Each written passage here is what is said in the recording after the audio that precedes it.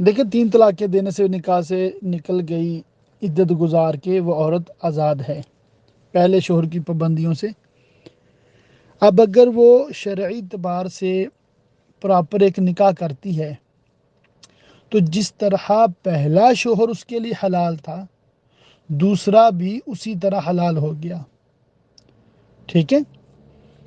اب یہ اس کا شوہر ہے، اس کے ساتھ ازدواجی تعلق کرنا شرعی اخلاقی ہر لحاظ سے درست ہے۔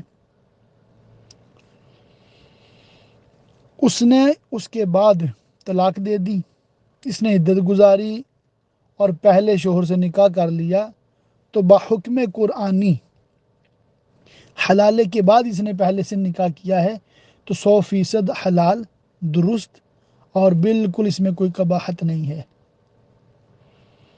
اب رہی لوگوں کی بات، لوگوں کو یہ بات بتانے کی ضرورت ہی نہیں ہے، سمجھ رہے بات کو؟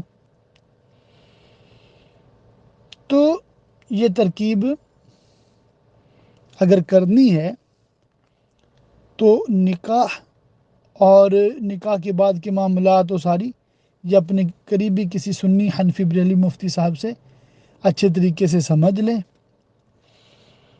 اور اس میں نکاح پڑھانے کا ایک خاص طریقہ ہوتا ہے کہ نکاح اس شرط پہ پڑھایا جائے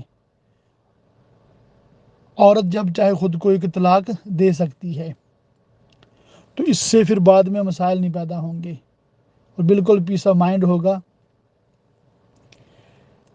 ایسا نہ ہو کہ وہ دوسرا شخص ہے بعد میں بدل جائے، تو لازمی طور پہ کسی عالم دین سے ضرور رابطہ کرو، جو بات میں نے عرض کی ہے اس پہ بھی عمل کریں۔ جی بالکل حلال تو ہو جائے گی۔ مشروط پتہ کس کو کہتے ہیں؟ کہ جب نکاح کے وقت اس کا ذکر کیا جائے، نکاح جب پڑھایا جاتا ہے اس وقت یہ الفاظ کہے جائیں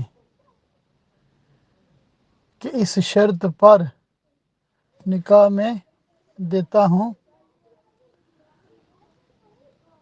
کہ عورت حلالے کے بعد ایک بار ہم بستری کے بعد نکاح سے فارغ ہے، اس طرح کے الفاظ ہوں، اس کو کہتے ہیں مشروط نکاح۔ مشروط بشرط حلالہ، ٹھیک ہے، یہ حرام ہے اور یہ ملعون ہے جو اس طرح کریں کرائیں۔ مگر جو اس کی جائز صورت ہے وہ یہ ہے کہ نکاح سے پہلے اپنی نیت کا اظہار کر دیا جائے۔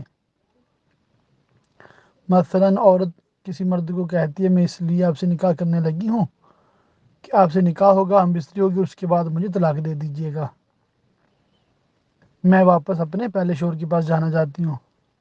وہ کہتا ہے ٹھیک ہے، اب دونوں ایگری ہو گئے مگر کوئی بھی گواہ نہیں ہے، کوئی ایگریمنٹ نہیں ہے، کوئی جاب و قبول نہیں ہے، صرف ایک نیت کا اس نے اظہار کیا۔ اب جب نکاح ہوا ہے بالکل نارمل نکاح ہوا ہے جس طرح ہوتا ہے بھی، اپنی موکلہ کو باعوض حق مہر اتنے کے 2 گواہوں کی موجودگی میں آپ کے نکاح میں دیا کہ آپ نے قبول کیا، اس نے کہا میں نے قبول کیا، بالکل نارمل نکاح ہوا ہے، بشرط حلالہ نہیں ہوا۔ تو اس طرح کا نکاح کرنے کرانے والے بالکل بھی ملعون نہیں ہیں۔ اگر یہ نکاح بھی ملعون ہے تو پھر سارے نکاح ملعون ہو جائیں گے۔ بات سمجھ آ رہی ہے؟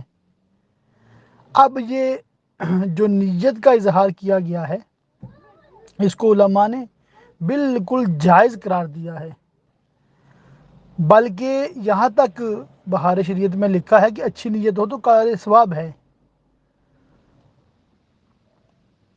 اب بھی اس پہ اگر کوئی واویلا کرتا ہے، شور مچاتا ہے، تو اس کی اپنی کم فہمی ہے۔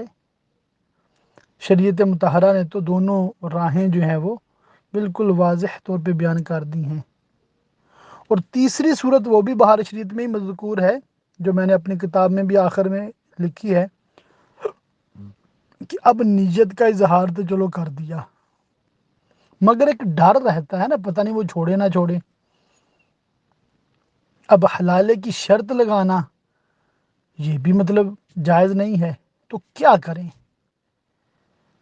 وہ اس طرح کر لیں کہ تفویض طلاق کی شرط پہ نکاح کر لیں، حلالے کی شرط پہ حرام، تفویض طلاق کی شرط پہ 100% جائز۔ مثال، عورت سے اس طرح اجازت لی جائے کہ آپ اجازت دیتی ہیں کہ آپ کا نکاح فلاں بن فلاں کے ساتھ بعوض حق مہر اتنے کے، اس شرط پہ کر دیا جائے کہ آپ جب چاہیں خود کو طلاق بائن دے سکتی ہیں۔ وہ کہتی ہے ہاں کر دیں، میں اجازت دیتی ہوں اس شرط کے ساتھ۔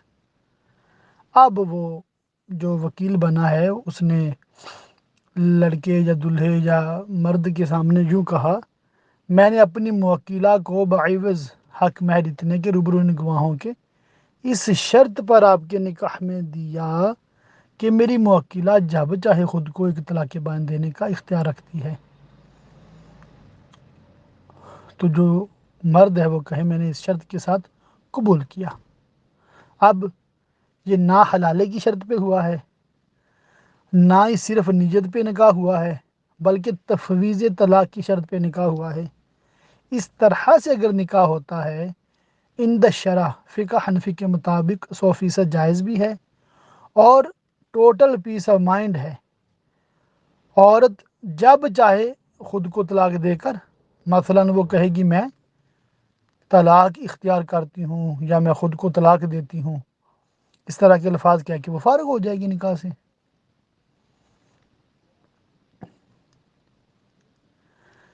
تو عورت کے پاس اختیار رہے گا، اب وہ مجبور محض نہیں ہے شوہر کی کہ پتہ نہیں چھوڑے گا کہ نہیں چھوڑے گا، سمجھ رہے بات کو؟